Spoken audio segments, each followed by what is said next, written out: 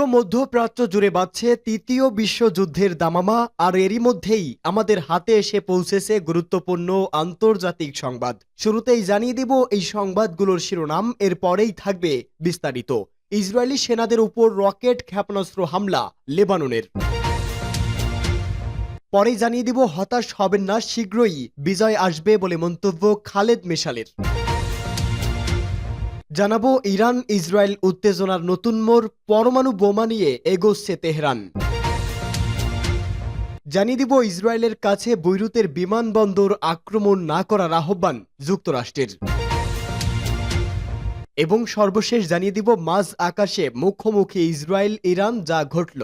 এতক্ষণ শুনছিলেন সংবাদ শিরোনাম, এবারে বিস্তারিত। তবে তার আগে আপনি যদি সকল প্রতিরোধকামী যোদ্ধাদেরকে ভালোবেসে থাকেন তাহলে ভিডিওটিতে একটি লাইক দিয়ে চ্যানেলটি সাবস্ক্রাইব করে সম্পূর্ণ ভিডিও দেখার অনুরোধ রইল। আর যদি আপনি মনে করে থাকেন মুসলমানদের এই ক্রান্তিকালে সমস্ত মুসলিমদের এক হওয়া উচিত, তাহলে ভিডিওর কমেন্টস বক্সে ইয়েস লিখে জানিয়ে দিন আপনার মূল্যবান মতামত। ইসরায়েলি সেনাদের লক্ষ্য করে রকেট ও ক্ষেপণাস্ত্র হামলা করছে লেবাননের প্রতিরোধ যোদ্ধা হিজবুল্লাহ। ইসরায়েলের অন্তত 3 এলাকায় এই হামলা চালানো হয়েছে। আল জাজিরার এক প্রতিবেদনে এ তথ্য জানানো হয়েছে। হিজবুল্লাহ জানিয়েছে তারা উত্তর ইসরায়েলের স্লোমি, হানিতা এবং মার্জে ইসরায়েলি সেনাদের লক্ষ্য করে রকেট ও ক্ষেপণাস্ত্র নিক্ষেপ করেছে।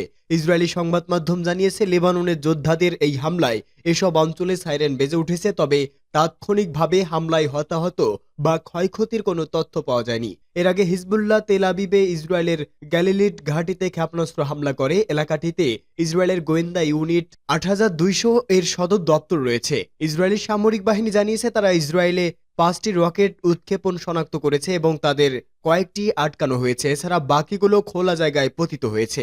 এর আগে আইডিএফ জানিয়েছে স্থল অভিযান চলাকালে তারা লেবাননের প্রতিরোধ যোদ্ধাদের 150টিরও বেশি নিশানায় হামলা চালিয়েছে। এছাড়া হিজবুল্লাহর শক্ত ঘাঁটি দাহিওয়ের বেশ কয়েকটি ভবনের কাছাকাছি বেসামরিক লোকদের আরও সরিয়ে নেওয়ার আদেশ জারি করেছে। হতাশ হবেন না, শীঘ্রই বিজয় আসবে খালেদ মেশাল। টানা 1 বছর ধরে ফিলিস্তিনের অবরুদ্ধ গাজা উপত্যকায় বর্বর হামলা চালিয়ে যাচ্ছে ইসরায়েলি বাহিনী। এত সংখ্যক হতাহতের মাঝেও হামাস নেতা খালেদ মেশাল বলেছে গাজায় ইসরায়েল যা ঘটাচ্ছে তা শুধু হলোকাস্টের সঙ্গেই তুলনীয়। সকালে দেওয়া এক ভাষণে তিনি আরো বলেন ইহুদিদের বিরুদ্ধে শীঘ্রই বিজয় আসবে।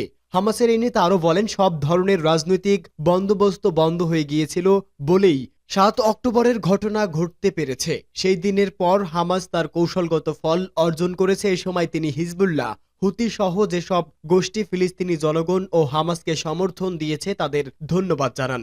আরব দেশগুলো গাজায় অর্থায়ন করায় তাদেরও ধন্যবাদ জানান মেশাল।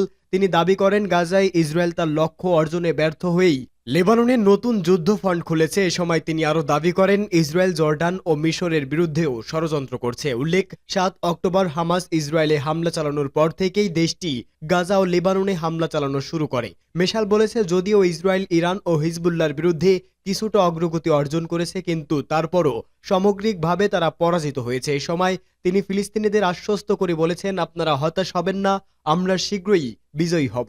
গত 7 অক্টোবর থেকে হামাস নির্মূলের ঘোষণা দিয়ে গাজায় অভিযান শুরু করে ইসরায়েল। সেই অভিযান এখনো চলছে।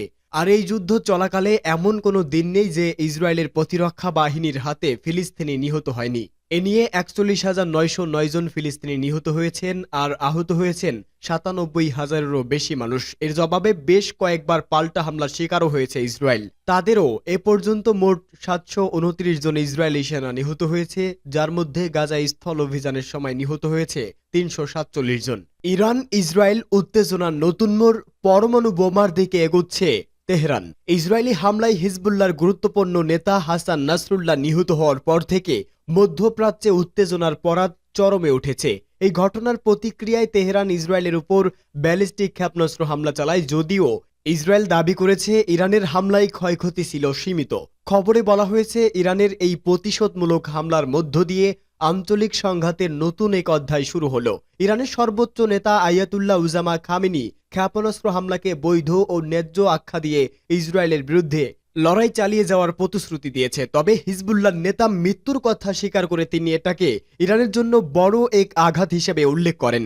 বিশেষজ্ঞদের মতে এই ঘটনার পর ইরানের পরমাণু অস্ত্র তৈরি করার আকাঙ্ক্ষা আরও জোরালো হতে পারে, কারণ আঞ্চলিক শান্তির ভারসাম্য এখন ইরানের বিপক্ষে যাচ্ছে।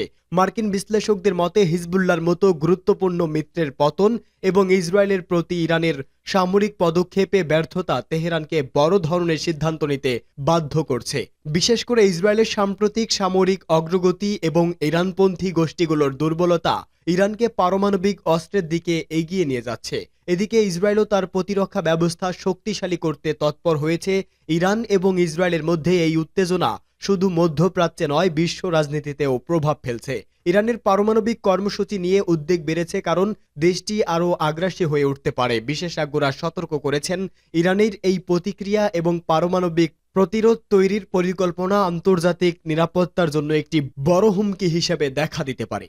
ইসরায়েলের কাছে বৈরুতের বিমানবন্দর আক্রমণ না করার আহ্বান যুক্তরাষ্ট্রের। যুক্তরাষ্ট্র ইসরায়েলকে লেবাননের প্রধান আন্তর্জাতিক বিমানবন্দর বৈরুতের রাফিক হারিরি আন্তর্জাতিক বিমানবন্দর এবং এর সাথে সংযুক্ত সড়কগুলোতে আক্রমণ না করার আহ্বান জানিয়েছে। বিশ্বের বিভিন্ন দেশ লেবানন থেকে তাদের নাগরিকদের সরিয়ে নেওয়ার চেষ্টা করছে। এই সময় যুক্তরাষ্ট্রের এই আহ্বান বিশেষ গুরুত্ব পাচ্ছে। মার্কিন পররাষ্ট্র দপ্তরের মুখপাত্র ম্যাথিউ মিলার সাংবাদিকদের বলেন, আমাদের কাছে খুবই গুরুত্বপূর্ণ যে বিমানবন্দরটি খোলা থাকুক এবং এর সাথে সংযুক্ত সড়কগুলোও খোলা থাকুক, যাতে শুধুমাত্র মার্কিন নাগরিকরা নয়, অন্যান্য দেশের নাগরিকরাও সহজে বেরিয়ে যেতে পারেন। এই আহ্বান এমন সময় এসেছে যখন ইসরায়েলের বৈরুতের দক্ষিণ আঞ্চলীয় উপশহরে বোমাবর্ষণ অব্যাহত রেখেছে। সেখানে রাফিক হারিরি আন্তর্জাতিক বিমানবন্দর অবস্থিত। সাম্প্রতিক দিনগুলোতে বিমানবন্দরের আশেপাশের এলাকাগুলোতে বেশ কয়েকটি আক্রমণ চালানো হয়েছে। যুক্তরাষ্ট্রের এই উদ্বেগ বিশেষ করে লেবানন থেকে তাদের নিজ নাগরিকদের নিরাপদে সরিয়ে নেওয়ার প্রচেষ্টার সাথে সম্পর্কিত। এদিকে ইসরায়েলের হামলার জবাবে পাল্টা হামলা চালিয়েছে হামাস ও হিজবুল্লাহ। ইসরায়েলের বেশ কয়েকটি শহরে হামলা চালিয়েছে ওই দুই সশস্ত্র সংগঠনের যোদ্ধারা। এ সময় ইসরায়েল জুড়ে সতর্ক সংকেত বাজতে শোনা গেছে। লেবাননের সশস্ত্র সংগঠন হিজবুল্লাহ জানিয়েছে, গতকাল ভোরে ইসরায়েলের তৃতীয় বৃহত্তম হাইফা শহরে ক্ষেপণাস্ত্র হামলা চালায় তাদের যোদ্ধারা। এরপর বিকালেও ওই শহরে দ্বিতীয় দফায় ক্ষেপণাস্ত্র হামলা চালান। ক্ষেপণাস্ত্র হামলার পাশাপাশি উত্তর ইসরায়েলে বিভিন্ন সামরিক স্থাপনা লক্ষ্য করে ড্রোন হামলাও চালায় হিজবুল্লাহ। মাঝ আকাশে মুখোমুখি ইসরায়েল ইরান, যা ঘটল মধ্যপ্রাচ্যের পরিস্থিতি নাটকীয় মোড়। মাঝ আকাশে হলো ইসরায়েল ও ইরানের লড়াই। রাতে লেবাননে ইসরায়েলি স্থল অভিযান শুরুর পরদিন তেহরান থেকে একটি বিমান লেবানন বা সিরিয়া যাচ্ছিল, তবে ইসরায়েলের প্রতিরক্ষা বাহিনীর বাধার মুখে ইউটার্ন নিতে বাধ্য হয় ওই বিমান। নাটকীয় ওই ঘটনার তথ্য জানা গেছে ফ্লাইট ট্র্যাকিং ওয়েবসাইটের ডাটা থেকে। লেবাননের দক্ষিণাঞ্চলীয় সীমান্ত এলাকা দিয়ে গভীর রাতে ওই অভিযান শুরু করে ইসরায়েল, কিন্তু খুব একটা সুবিধা করে উঠতে পারছে না তারা। অবস্থা বেগগতি দেখে এখন ইসরায়েল আবারও লেবাননে বিমান হামলা শুরু করেছে।